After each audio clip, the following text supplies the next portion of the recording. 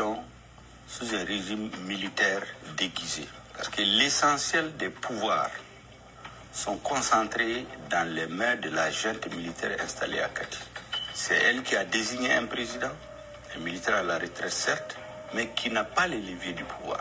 C'est elle qui détient la réalité du pouvoir, son chef. C'est elle qui a désigné un premier ministre. Assimi.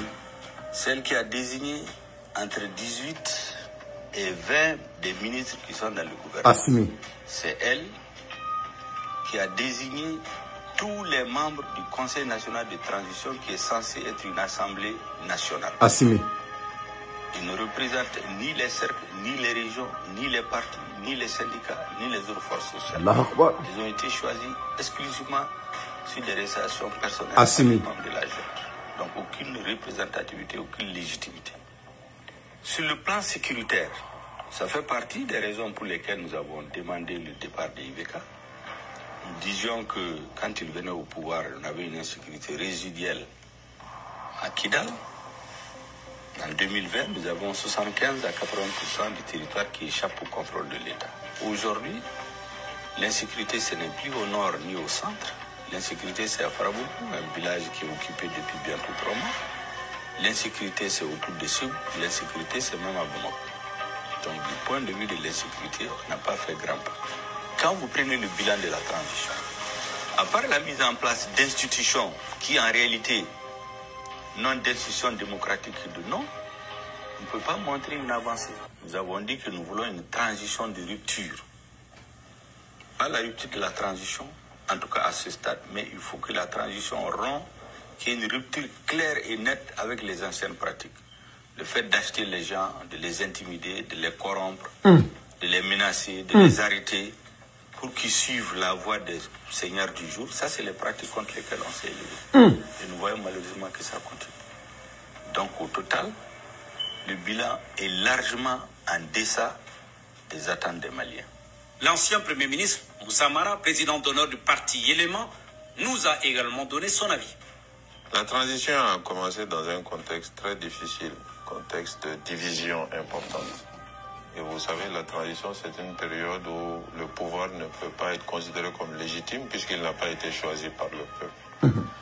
Donc forcément, quand le contexte est un contexte de division, la transition, elle va être toujours ballottée. Il n'y aura pas de décision qui fera l'unanimité en fonction des positions des uns et des autres. Il y aura toujours des critiques. C'est comme ça que nous avons évalué ces 4 derniers mois. Mais ce qu'il faut quand même noter, c'est que les organes de la transition ont pu être mis en place. Ça a été fait avec un grand retard, mais ça a été fait. Et je pense qu'il ne faut pas regarder l'eau versée. La deuxième chose, les textes de base de la transition aussi ont été mis en place, la charte et puis la feuille de route. Nous avons maintenant 14 mois. Ces 14 mois, il faut essayer de les mettre à profit pour avancer beaucoup plus rapidement que ce qui a été fait ces 4 premiers mois. Donc ça veut dire, ce qui a été fait est bien, mais on peut faire nettement mieux. Sur la même question, que retient-on de Ousseynou Amion-Guindo, ancien député, ancien ministre et président du parti CODEM? 100 jours difficiles.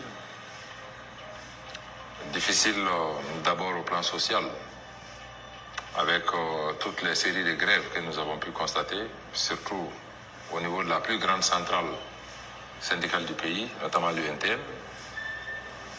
100 jours difficiles au plan politique, avec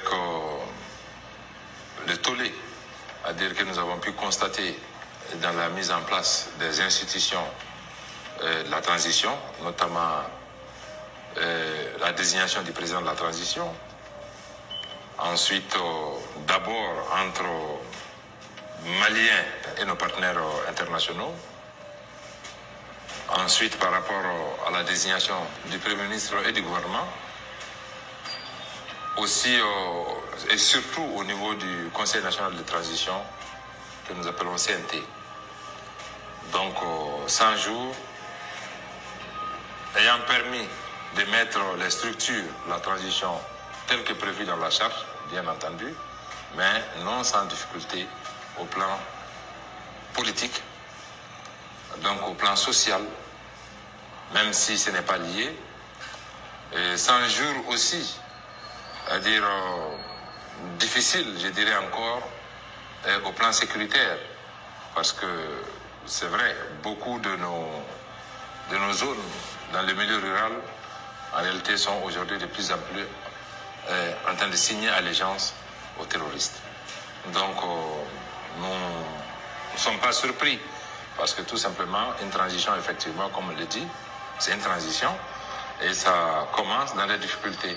Alors, nous prions pour que les jours à venir, en tout cas, soient meilleurs, puisque maintenant, nous avons tous les organes de la transition, alors nous dirons qu'on peut maintenant commencer la transition. Siomoko Sangaré, président de la dément PAJ, une des plus anciennes. Les accords d'Alger sont là. Vous avez les notabilités de tous les coins et recoins du Mali sont représentés. Vous avez les confessions religieuses sont représentées. Vous avez nos forces de défense et de sécurité sont représentées. Vous avez les autres. D'aboutir à ce que toutes les réunions et toutes les concertations ont suggéré, c'est-à-dire depuis la conférence d'entente nationale jusqu'au dialogue national inclusif, à savoir mettre en place peut-être une structure unique de gestion des élections à côté de l'administration. Et enfin, en tout cas dans un rôle mieux défini, parce qu'actuellement nous avons quand même plusieurs organes ou bien plusieurs institutions qui s'occupent des élections. Il y a la CENI, il y a la DGE, qui s'occupe beaucoup plus du recensement et du fichier électoral. Il y a le ministère de l'administration territoriale. Et puis il y a la Cour constitutionnelle. Donc je crois qu'il y a une unanimité pour dire qu'il faut rationaliser tout cela et rendre tout cela assez transparent. Et je crois qu'il y a une série de rencontres maintenant qui vont se dérouler et dont nous espérons qu'elles vont aboutir à ce que nous puissions nous doter d'un cadre légal assez transparent, mais maîtrisé par tous, quoi. Bon, je pense que ce qui a été publié et que nous avons vu sur les réseaux, je pense que n'est pas forcément un programme. Je pense que je peux comprendre ça comme une esquisse de programme, mais pas honnêtement un agenda électoral. Un agenda électoral, à dire, est plus profond, donne plus de dates, donne plus de précisions.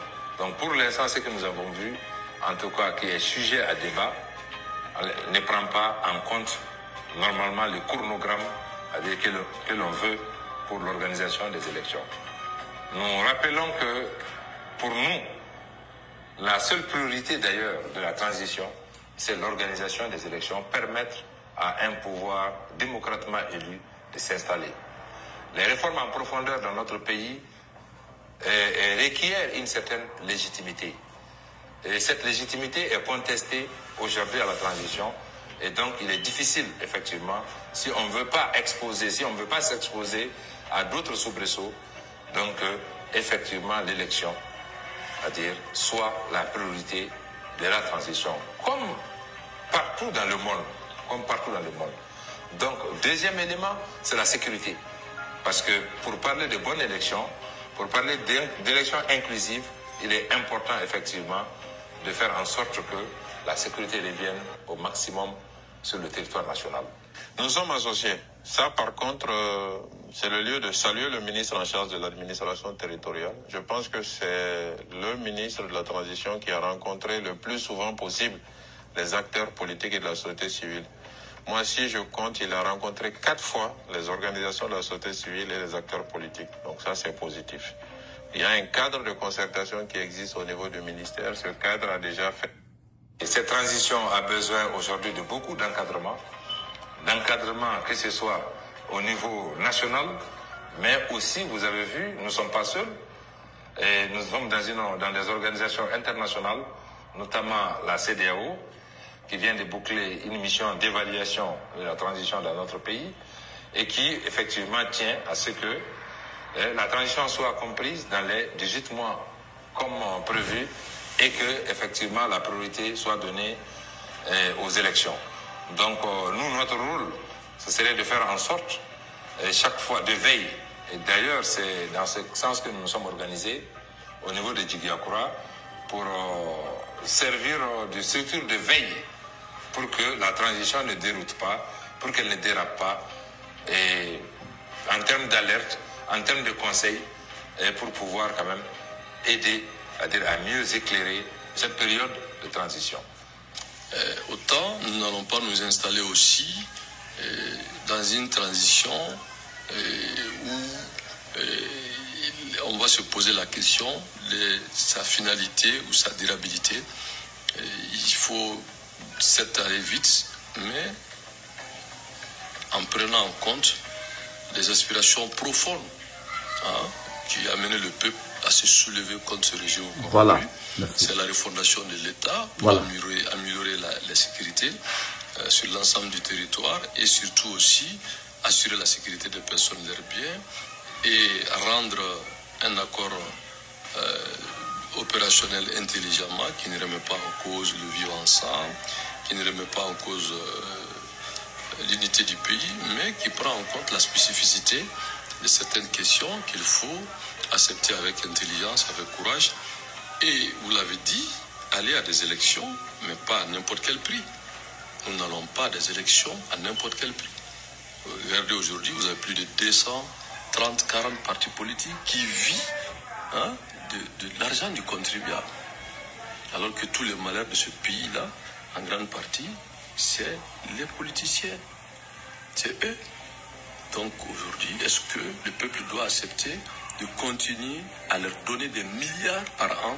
Nous n'avons pas d'école, nous n'avons pas de sécurité, nous n'avons pas de l'emploi pour les jeunes, nous n'avons pas de routes, nous n'avons pas d'électricité, nous n'avons même pas des hôpitaux dignes de ce nom et quand vous sortez dans les grandes agglomérations. Donc tout ça, il faut revoir la loi qui finance les partis politiques. Il faut voir aussi quels sont les critères d'éligibilité des partis politiques. Et puis aussi, il faut voir le rôle même de la Cour constitutionnelle par rapport aux élections. Donc, les réformes doivent être vraiment audacieuses et courageuses et pour mettre fin vraiment à ces 30 ans d'escroquerie politique que le Mali vit. Il s'agit de recentrer les activités de la transition sur les missions. Donc, on n'est pas là, on est là. J'ai joué ça pour vous montrer.